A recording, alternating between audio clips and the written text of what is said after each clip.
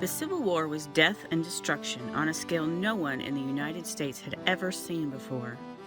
Approximately 620,000 died during the war. This is an estimate, of course, because after the war, many Confederate records were destroyed. David Hacker, a demographic historian from Binghamton University in New York, says that census data of the time period shows it was probably more like 750,000 men who perished. No matter the number, about 400,000 of them died from disease. While many advancements had been made in field of warfare and field artillery, there had been very little advancement in the field of medicine since George Washington's time on the battlefield in the American Revolution.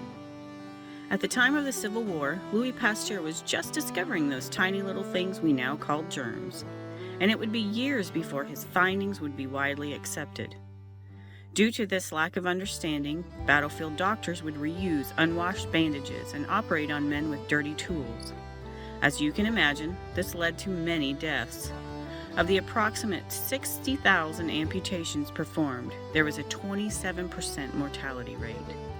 1 in 5 would develop an infection from surgery. Disease was still a bigger killer than the gun on the other side of the battlefield. Of 1.8 million Union soldiers hospitalized with diarrhea and dysentery, a documented 44,558 died. Typhoid killed 34,833. Pneumonia, 19,971. Malaria killed 10,063. Tuberculosis, 6,946.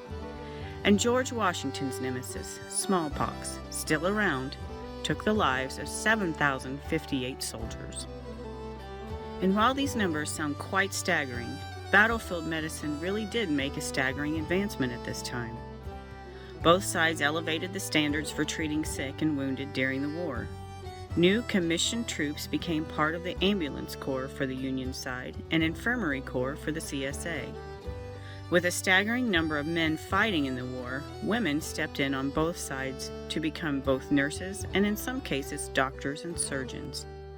While there are many outstanding women during this time who saved countless lives, there's one in particular I'd like to tell you about today. Mary Edwards Walker was born in New York in 1832. She was the youngest of 7, and her parents were unconventional. They believed all their children should be well educated. They were vigorous abolitionists and believed men and women should have the same rights and opportunities. They didn't ascribe to traditional clothing for the sexes and instead opted for whatever clothing was practical for the task at hand. Mary attended Valley Seminary in Fulton, which furthered her distaste of typical gender roles. After graduation, she became a teacher, but wanted a career in medicine. So she enrolled in Syracuse Medical College, where she graduated with honors in 1855 as the only woman in her class, the first woman to earn a full medical degree. She and her husband, fellow Dr. Arthur Miller, opened a private practice in New York. But it was not successful, as even many women at that time did not want to see a female doctor. When war broke out, Dr. Walker attempted to join the Union Army as a commissioned soldier, but was denied based on her gender. So she did what many other women did at the time and volunteered to serve as a surgeon, but was counted as a nurse. Many looked on her with disdain for her refusal to wear long dresses, which she deemed impractical in the hospital tents and buildings. Instead, she wore shorter skirts with pants underneath, but proud to be a woman, pinned her dark hair up in curls. So, quote, "Anyone can know that I am a woman," end quote. Her first assignment was an Army hospital that was set up in the patent office in Washington, D.C. There, she not only aided in medical care, but she also started an organization to help families, and particularly women who were traveling to Washington in search of wounded husbands and sons and fathers and other family members. She served throughout the war, including the First Battle of Bull Run in 1862, Battle of Chickamauga, 1863, and Atlanta in 1864. She continually petitioned for a commission as an Army surgeon and wrote to Secretary of War Edwin Stanton. He refused. She wrote directly to President Lincoln the next year, saying she had been denied a commission solely on the ground of sex, to which the president replied that he could not interfere in military matters.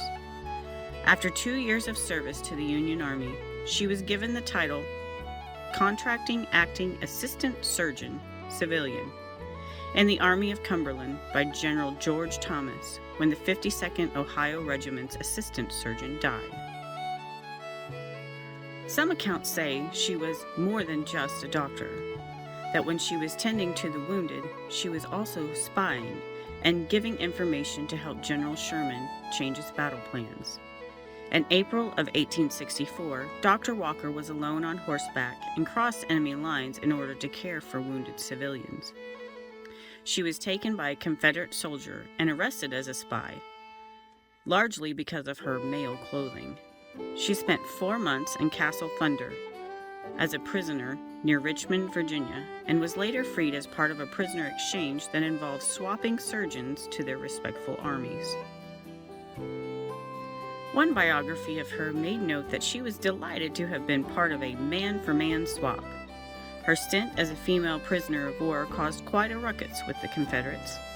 One captain wrote, quote, "The crowd was both amused and disgusted at the sight of a thing that nothing but the debased and depraved Yankee nation could produce. She was dressed in the full uniform of a federal surgeon, not good looking, and of course had tongue enough for the regiment of men." End quote. After her release, fellow doctor Dr. Preston King wrote to Edwin Stanton that surely she should at least be paid, but he turned down the request. But in 1864, she finally at least got paid a salary, almost equal to the salary of a first lieutenant. She continually petitioned for a commission in the Army, but was repeatedly denied. In January of 1866, Dr. Mary Walker was awarded the Congressional Medal of Honor by President Andrew Johnson. She proudly wore it every day for the rest of her life. In 1917, the criteria for receiving the Medal of Honor was changed to only those who had engaged in actual combat with the enemy, and her award was rescinded. But she refused to surrender her medal and wore it until her death at 85. In 1977, her Medal of Honor was restored by President Jimmy Carter, who recognized her heroism and distinguished gallantry, self-sacrifice, patriotism, dedication, and unflinching loyalty to her country, despite the apparent discrimination because of her sex. Dr. Mary Edwards Walker remains the only woman to ever receive the Medal of Honor. Although women's suffrage was half a century away from this time period, the Civil War certainly brought into light the idea of a woman's value and the skills and grit she could show in the face of perilous danger and horrific injuries. It was certainly the beginning of the age of women's nursing. And while the country was still many years from equal rights and opportunities for women, they nonetheless showed during this time that they were far more worthy and capable than ever. Many times on this channel I have highlighted magnificent women in history, and here at the end of this video, I would like to mention so many other notable female nurses during the Civil War. I would like to honor them and every woman throughout all history that stepped up to take the lead for those of us that have come behind, whether it was intentional or not.